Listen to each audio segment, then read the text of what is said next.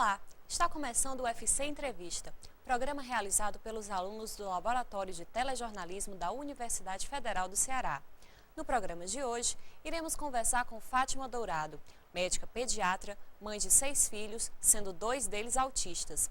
Fátima é fundadora da Casa da Esperança, um espaço que se tornou referência nacional com tratamento especializado para os transtornos relacionados ao espectro autista. Seja bem-vinda, doutora Fátima, é um prazer imenso recebê-la aqui em nosso programa.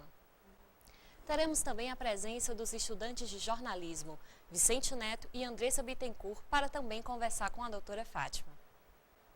Doutora, você é mãe de 2 filhos autistas, trabalha diariamente com autistas. Dá para dizer que a sua vida é normal? Não, acho que não. Eu sempre digo que eu tenho uma família muito feliz, né? Tenho uma vida completa, né? Mas a minha vida, ela é absolutamente diferente do que você imagina num comercial de televisão, entendeu? Então é uma vida muito diferente, realmente. E a realidade, eu creio que a normalidade, tal como a gente imagina, isso não existe, né? Se a gente for ver cada um de nós tem suas idiosincrasias, tem suas diferenças, né? Só que alguns escondem. No caso do autismo, ela é uma diferença tão gritante que aí ela fica mais exposto, mais explícito. Se bem que o fato de você ter 2 filhos com autismo também não te livra de outras diferenças que você possa ter. Mas, enfim, eu acho que o autismo nos ensinou a conviver com as diferenças, com a diversidade. E eu acho que a gente é uma família feliz, uma família bem aconchegante, bem legal. Fátima, antes do diagnóstico dos seus filhos, você já conhecia a síndrome do autismo? Já tinha contato com autistas ou já tinha ouvido falar ou até mesmo estudado sobre isso? Não, quando o Jordano Bruno nasceu, em 1979, ele nasceu uma semana depois que eu me formei médica. Então, no meu curso de medicina, no internato, residência, eu nunca ouvi falar em autismo, nunca vi uma criança com autismo, né? E assim, eu tinha escutado já lá na literatura, né? E naquela época você tinha uma visão bem distorcida. Ainda havia uma influência muito grande da psicanálise na pediatria. Aí a gente sabia que existiam algumas crianças, era uma visão muito deturpada. Algumas crianças supostamente normais que, por conta da dificuldade de relacionamento com a mãe, elas se voltavam, elas se ensimesmavam. Elas entravam num autismo patológico, né, do qual elas teriam que ser resgatadas, mas isso eu via no campo da teoria. Na prática, eu nunca tinha visto uma criança com autismo, né? Então, para mim foi uma surpresa e eu tive que fazer a mesma peregrinação que muitas mães, infelizmente, ainda hoje, tantos anos depois, ainda têm que fazer até chegar ao diagnóstico.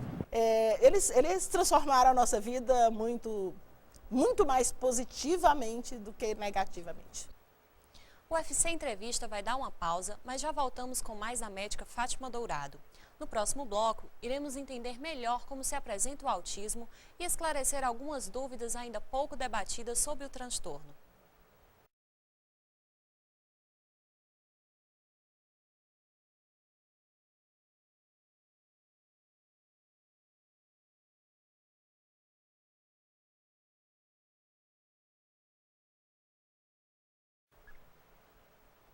Sejam bem-vindos de volta ao UFC Entrevista. Estamos conversando hoje com a médica Fátima Dourado, fundadora da Casa da Esperança. Ela já falou pra gente um pouco da sua experiência pessoal com autistas. Agora vamos tentar entender melhor um pouco dessa síndrome ainda tão desconhecida pela maioria das pessoas. O termo autismo foi introduzido na psiquiatria por Plummer em 1906. 50 anos depois, Leo Kanner identifica o isolamento e a imutabilidade como sinais básicos para a identificação do distúrbio. Mas a representação do autismo na TV e no cinema reforça estereótipos ou ajuda a combatê-los? Então, Fátima, a presença de personagens com autismo nos filmes e agora nas novelas é bastante comum. Essa representação, ela tem ajudado a esclarecer dúvidas ou está reforçando alguns estereótipos? Não, eu acho que é muito bem-vinda essa divulgação. Quanto mais se fala de autismo, quanto mais informações, né, você aparecem sobre o autismo, melhor. Fátima, em relação aos custos para se manter essa equipe multidisciplinar e também para os pais de crianças autistas terem acesso a esse tratamento, é muito caro? Olha, na realidade, hoje a gente está lutando muito por políticas públicas. A Casa da Esperança é a primeira no Brasil, ainda é uma experiência única nesse sentido, de ter um trabalho que vai desde a identificação do diagnóstico precoce ao tratamento por equipe multiprofissional em todas as fases da vida.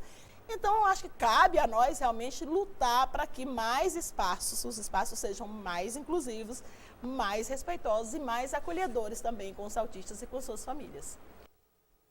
No próximo bloco, iremos apresentar o trabalho na Casa da Esperança e debater a forma como o autismo é tratado aqui em Fortaleza. Voltamos já.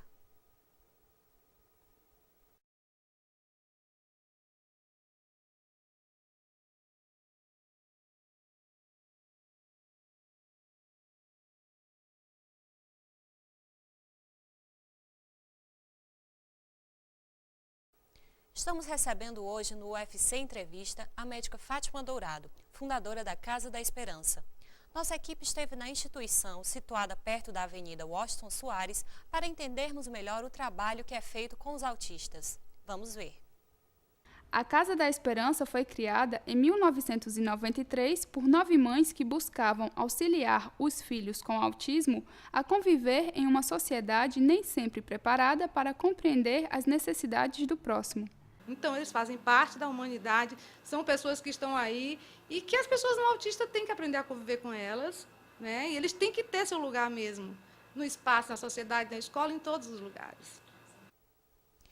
Fátima, como a gente pôde ver, a Casa da Esperança é uma exceção. São poucas as instituições voltadas ao tratamento de pessoas com autismo. Por que essas experiências não se multiplicam? Na realidade, a nossa grande luta hoje é para que não existam só lugares assim, não é o lugar do autista em Fortaleza, é a Casa da Esperança.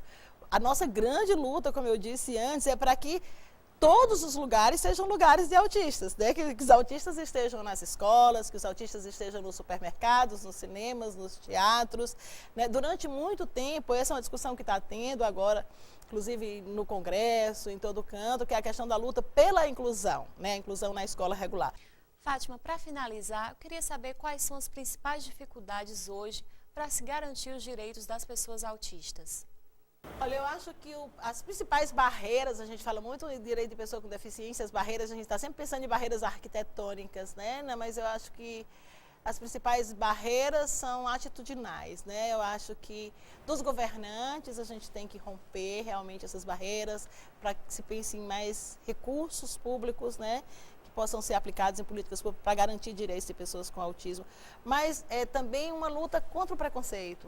Né, eu acho que ver uma pessoa diferente, que anda de uma forma diferente, porque a gente tem que saber que as pessoas falam de diversas maneiras, não só verbalmente, mas elas se comunicam também de outras formas, né, que as pessoas veem de formas diferentes, que as pessoas se comportam de formas diferentes, mas até uma postura mais respeitosa, né, a não pensar que o mundo é feito só de um pequeno grupo de vencedores e que o resto, né, é o lixo aí da história, os que não conseguem competir e chegar lá na frente.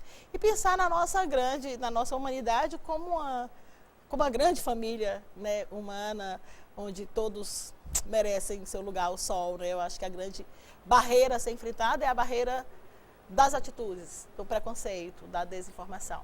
Né? E eu acho que nisso vocês, jornalistas, são assim, parceiros fundamentais e podem ser fundamentais nessa construção dessa sociedade, que a gente está sempre atualizando essa utopia de que ela seja realmente mais democrática, mais respeitosa, mais plural. Fátima, eu gostaria de agradecer por você ter vindo aqui ao nosso estúdio. Sua presença, com certeza, enriqueceu bastante o nosso debate. Obrigada. O UFC Entrevista fica por aqui. Até a próxima edição.